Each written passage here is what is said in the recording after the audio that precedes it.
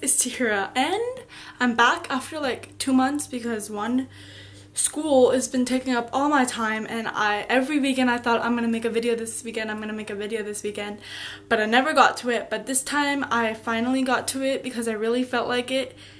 So yeah. But today I'm gonna be doing my October wrap up, and I know it's like basically the middle of November, but I'm doing it anyways because I feel like doing it, so yep. So without further ado, let's just go ahead and get started. So I started October off with a great start. I read a total 5-star read, and that was They Both Die at the End by Adam Silvera. Adam Silvera is such a good writer. I love his books so much, and I actually got to meet him in September, which was such a great experience. His books are always so sad and just heartbreaking and so much emotion, and I love that. This book, I gave it a 5 stars, but I thought that I didn't think it was his best work. I really liked his other books, More Happy Than Not and History's All You Left Me, better, but that doesn't mean I didn't like this book. So This Both Die at the End is set in a world where there is a company called Deathcast, which calls people and tells them 24 hours before they will die and tells them that they will die. They don't tell you how you will die, when you will die, just that you're gonna die in the next 24 hours. So the two main characters, Rufus and Mateo, get this call,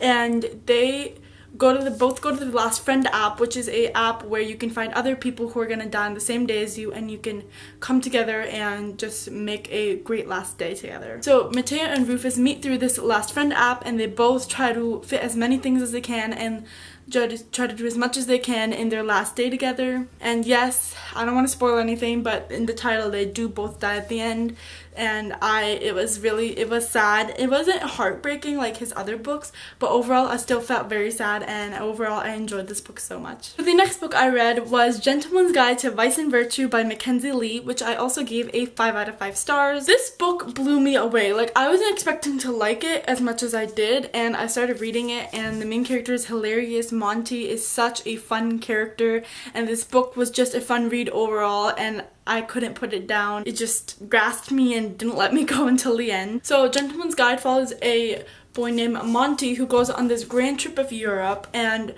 he is in love with his best friend Percy, and something goes wrong in the middle of the trip, and so they're basically caught up in this adventure, and this is what the book is all about. I loved this book, as I said, so much, and I can't wait for the sequel. I think it follows the sister of the main character in here, Monty, and I absolutely cannot wait for that book. But overall, I loved this book. The next book I read in the month of October is Girls by Emma Cline. Girls, I gave a 2.75 out of 5 stars. I did not really enjoy it as much as I wanted to because Emma from Emma Books really liked it, and it sounded like an interesting premise following the Manson girls. But I just wasn't a fan of the writing style, and the story was mediocre for me, but I really wanted to enjoy it, but you know, sometimes you have books like this. The next book I read in the month of October is Wonder Woman Warbringer by Leigh Bardugo. This book is the first, I think, book in the DC Icon series where a bunch of like 4 authors are writing about 4 different superheroes in the world. Leigh Bardugo wrote about Wonder Woman, Marie Lu is writing about Batman, Sarah J Maas is writing about Catwoman, and I think another author is writing about Superman, I think. I'm not quite sure, and I don't know the author, but I'm really excited about all of them. This was basically followed Diana and her story for where this young girl washes ashore on their island where no human usually comes, and so she saves this girl, and they work together to try to save the island, and it's just a lot of fun, and I really like this book. Honestly, I gave this a 4.5 to 5 out of 5 stars. I really did like it, but I think it was a bit different from what I was expecting, because for some reason I was expecting something more like the movie Wonder Woman, which came out this past summer, but that was something on my part. I shouldn't have thought that because this book wasn't supposed to be that, but I don't know why I was thinking that. This book follows this whole group as they try to save their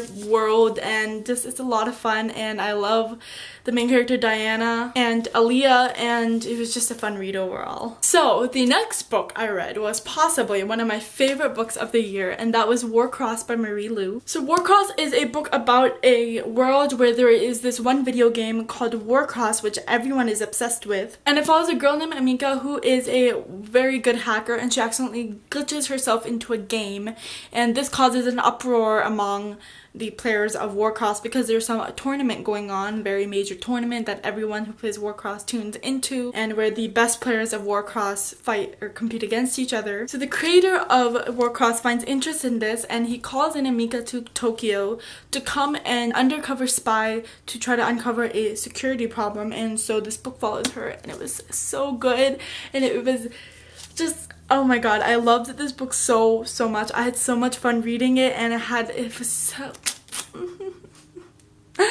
this is just basically me gushing about this book, and I really wanted to make a review about it, but I didn't make notes, and it's kind of late now because I read it a while ago. But just, I loved this book so much, and if you love science fiction and like hackers and games and online virtual reality worlds, you're gonna love this book. The next book I read in the month of October is Moxie by Jennifer Matthew. So Moxie is a super feminist novel following a girl named Vivian Carter who is very tired of her school's sexism. Her school is in a small town in Texas, so it is a bit conservative, but she's tired of all this and she makes a movement. So Vivian Carter, she's inspired by her mom's past as a riot girl in the 90s, and she's inspired by that and wants to make a change in the school and how sexism is treated there. The story follows this group of girls who tries to go out and change their school, and it's such a fun and powerful read. I also give this a 5 out of 5 stars. I loved it so much, and this is exactly the book I wanted to read. I promise we're almost done. I read like 9 books this month, which is a lot of books, but we're almost done, I promise you. The next book I read in the month of October is Looking for Alaska by John Green. Looking for Alaska is my favorite John Green book so far. I haven't read Turtles All the Way Down, so I don't know, but this one is hands down one of my favorite books of his, and I love this book because it's so good, and I think it's his first book and it's his best book, like out of Paper Towns and Fault in Our Stars and his other books, and it's just, I love this book so much. This was a reread for me, and I don't have much to say, but definitely 5 out of 5 stars. So after Warcross, I was very interested in Ready Player One, so I read Ready Player One by Ernest Cline. This book I gave absolutely hands down 5 out of 5 stars. I enjoyed it so much. I had so much fun reading it, and it is basically kind of the same premise, or like similar to Warcross, where it follows this massive video game called Oasis that everyone plays in this world to try to escape reality, because reality is not that great. It's set in a world in 2044, which is not that far into the future, and it's very close actually. So the creator of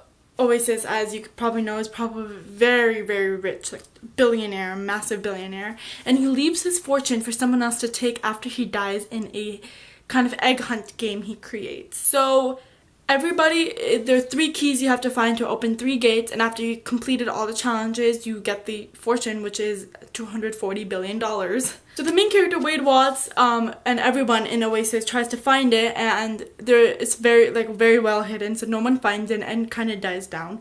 But then Wade Watts, the main character, finds the first key, and it kind of brings the game back into life again, so now everyone's racing to try to find the other keys and trying to find the massive fortune that the creator left. So one thing, there were like a lot of like 80s references to games and TV shows, because the creator was obsessed with 80s and he left a lot of his clues with the 80s stuff that he liked, and so there's a lot of references I didn't get because I wasn't born in the 80s. So it was a kind of bit of confusing at sometimes. Other than that, I loved it so much. I'm just attracted to just virtual reality books with places like games and egg hunts and stuff like that.